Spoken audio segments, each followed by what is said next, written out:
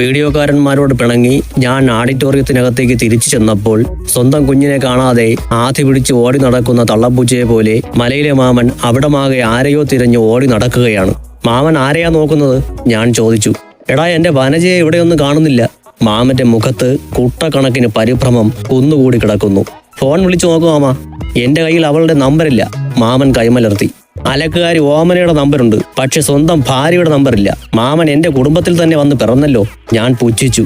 കഴിഞ്ഞ മാസമാണെന്ന് തോന്നുന്നു, പാതിരാത്രി സമയത്ത് അലക്കുകാരി ഓമനയുടെ ഫോണിലേക്ക് വിളിച്ച് മാമൻ ഐ ലവ് യു പറഞ്ഞു. ഓമനയുടെ കെട്ടിയവൻ മലയിലെ വീട്ടിൽ ചെന്ന് വഴക്കുണ്ടാക്കിയപ്പോഴാണ് ഞങ്ങളെല്ലാം ഇക്കാര്യം അറിഞ്ഞത്. 2 ആഴ്ച മാമനെ വനജമാമി വീട്ടിൽ നിന്ന് പുറത്താക്കിയിരുന്നു. അച്ഛനൊക്കെ പോയാണ് അത് കോംപ്രമൈസ് ആക്കി മാമനെ തിരിച്ച് വീട്ടിലേക്ക് പ്രവേശിപ്പിച്ചത്. അണ്ണാൻ മൂത്താലും മരം കയറ്റം മറക്കില്ല എന്ന് പറയുന്നത് എത്ര ശരിയാണ്. ഈ അണ്ണാൻ മിക്കവാറും മരത്തിൽ നിന്ന് വീണ് ചാകും, അല്ലെങ്കിൽ വനജമാമി തല്ലിക്കൊല്ലും. സ്വന്തം ഭാര്യയുടെ നമ്പർ അറിയില്ല പോലും. എന്റെ മനസ്സിൽ മുകളിൽ പറഞ്ഞ ചിന്തകൾ കടന്നുപോയപ്പോൾ എന്റെ മുഖഭാവത്തിൽ നിന്നും മാമൻ അതൊക്കെ മനസ്സിലാക്കിയെന്ന് തോന്നുന്നു.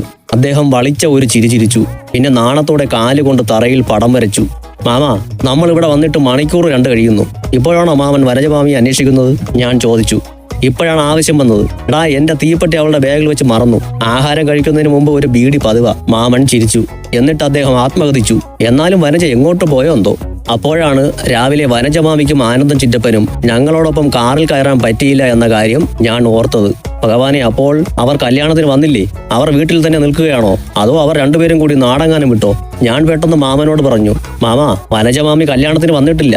അങ്ങനെ പറയരുത്. ഞങ്ങൾ ഒരുമിച്ചാണല്ലോ നിന്റെ വീട്ടിൽ നിന്ന് ഇറങ്ങിയത്. നമ്മളെല്ലാവരും കൂടെ കാറിൽ ഇടിച്ചു കയറിയപ്പോൾ വനജമാമിക്ക് കയറാൻ പറ്റിയില്ല. അവിടെ മുഖം വീർപ്പിച്ച് നിൽക്കുന്നത് ഞാൻ കണ്ടതാ. അയ്യോ, എന്റെ വനജ ആ വീട്ടിൽ ഒറ്റയ്ക്ക്. ഓ മൈ ഗോഡ്, ഞാൻ ഇതെങ്ങനെ സഹിക്കും? മലയിലെ മാമൻ കണ്ണീർ തൂകി. വനജമാമി അവിടെ ഒറ്റയ്ക്കല്ല മാമ. ഓഹോ, ദൈവവും കൂടെ ഉണ്ടാകുമല്ലേ? മലയിലെ മാമൻ ആകാശത്തേക്ക് നോക്കി തൊഴുതുകൊണ്ട് എന്നോട് ചോദിച്ചു. ദൈവമല്ല, പിന്നെ ചെകുത്താനാണോ? എങ്കിൽ ചെകുത്താനെ ഇന്നവൾ കൊല്ലും. ചെകുത്താനും അല്ല, ദൈവവും അല്ല, നമ്മുടെ ആനന്ദം ചിറ്റപ്പനാ കൂടെയുള്ളത്.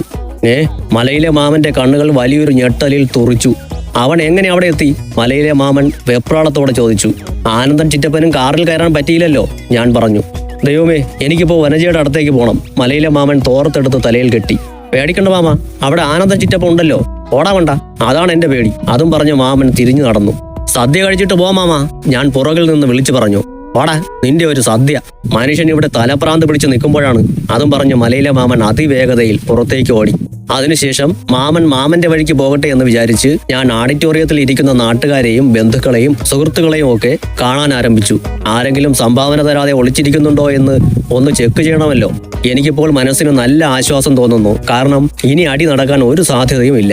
അടിയുണ്ടാക്കാൻ ഏറ്റവും അധികം സാധ്യതയുണ്ടായിരുന്ന 2 പേരാണ് സുമാരൻ വല്യച്ഛനും മലയിലെ മാമനും. ഇതിൽ സുമാരൻ വല്യച്ഛന്റെ കിളി പോയി ഇരിക്കുകയാണ്. മലയിലെ മാമൻ വീട്ടിലേക്ക് പോവുകയും ചെയ്തു. ഇതൊക്കെ സാക്ഷാൽ കൃഷ്ണന്റെ ഇടപെടലുകളാണ്. നന്ദി കൃഷ്ണ, നന്ദി. ഞാൻ ഓഡിറ്റോറിയം മുഴുവൻ നടന്ന് എല്ലാവരോടും വേൾഡ് കപ്പ് ജയിച്ചു വന്ന ക്യാപ്റ്റന്റെ അഭിമാനത്തോടെ സംസാരിക്കുകയും തമാശ പറഞ്ഞ് പൊട്ടിച്ചിരിക്കുകയും ചെയ്തുകൊണ്ടിരുന്നു. ആ സമയത്താണ് പെട്ടെന്ന് പ്രകാശൻ കൊച്ചച്ചൻ അവിടെ വന്ന് ഉറക്കെ വിളിച്ചു പറഞ്ഞത്. ആദ്യത്തെ പന്തി തുടങ്ങാൻ പോവുകയാണ്, ചെറുക്കന്റെ വീട്ടുകാരെല്ലാം കേറിക്കോ. ഇത് കേട്ട് ഞാൻ സീറ്റ് പിടിക്കാനായി ആദ്യം ഓടി. മുണ്ടും കയറ്റി കെട്ടി കസേരകൾ ചാടിക്കടന്ന് ഓടിക്കൊണ്ടിരുന്ന എന്നെ പ്രകാശൻ കൊച്ചച്ചൻ പിടിച്ചു നിർത്തി. എന്താടാ വേങ്ങായി കാണിക്കുന്നത്? ചെറുക്കനും പെണ്ണും ഒരുമിച്ച് അവസാന പന്തിയിലല്ലേ ഇരിക്കേണ്ടത്? നീ നമ്മുടെ തറവാടിന്റെ മാനം കെടുത്തുമോ? അപ്പോഴാണ് ഞാൻ കല്യാണ ചെറുക്കനാണ് എന്ന ബോധം എനിക്ക് വന്നത്. ഞാൻ മുൻപൊക്കെ കല്യാണത്തിന് പോകുമ്പോഴുള്ള ഓർമ്മ വെച്ച് പെട്ടെന്ന് ഓടിയതാണ്. മോശമായി പോയി. ആൾക്കാരൊക്കെ എന്ത് വിചാരിച്ചോ എന്തോ. കൊച്ചച്ച, എനിക്ക് ഭയങ്കര വയറ് വിശപ്പ്. 2 പഴം കൊണ്ടുതരുമോ? ഞാൻ വയറ് തടവിക്കൊണ്ട് പ്രകാശൻ കൊച്ചച്ചനോട് അപേക്ഷിച്ചു. നീ പോയി സ്റ്റേജിലിരിക്ക്. ഞാൻ 2 പഴവും 1 ഗ്ലാസ് പ്രഥമനുമായിട്ട് വരാം. എന്റെ ശിരസിൽ തടവി ആശ്വസിപ്പിച്ചിട്ട് കൊച്ചച്ചൻ പോയി. ഞാൻ നേരെ സ്റ്റേജിലേക്ക് പോയി. അവിടെ ഋതുവും അവളുടെ കുറച്ച് കൂട്ടുകാരികളും നിൽക്കുകയാണ്. എന്നെ കണ്ട ഋതു പെട്ടെന്ന് എന്നെ ചൂണ്ടിക്കാണിച്ചിട്ട് കൂട്ടുകാരികളോട് പറഞ്ഞു. ഇതാ എന്റെ ഹസ്ബൻഡ്. വാ ചേട്ടാ, ചേട്ടൻ ഇവർക്കൊന്ന് പരിചയപ്പെടണമെന്ന്. ഒരു കൂട്ടം പെൺപിള്ളാരോട് ഒറ്റയ്ക്ക് സംസാരിക്കുന്നത് എനിക്ക് പാമ്പിനെ കാണുന്നത് പോലെ വലിയ പേടിയാണ്. കൂട്ടം കൂടിയാൽ ഈ പെൺപിള്ളാരെന്ന് പറയുന്നത് സൈക്കോ സാഡിസ്റ്റുകളാണ്. ഒറ്റയ്ക്ക് ഒരു ആണിനെ കിട്ടിയാൽ പല്ലിയെ കിട്ടിയ പൂച്ചയെ പോലെ ഇവർ തട്ടിക്കളിക്കും. ഭഗവാനെ, ഞാൻ ഇവരുടെ ചോദ്യശരങ്ങൾക്ക് മുന്നിൽ തളർന്നെങ്ങാനും വീഴുമോ? പേടിച്ച് ഞാൻ അങ്ങോട്ടേക്ക് ചെന്നു.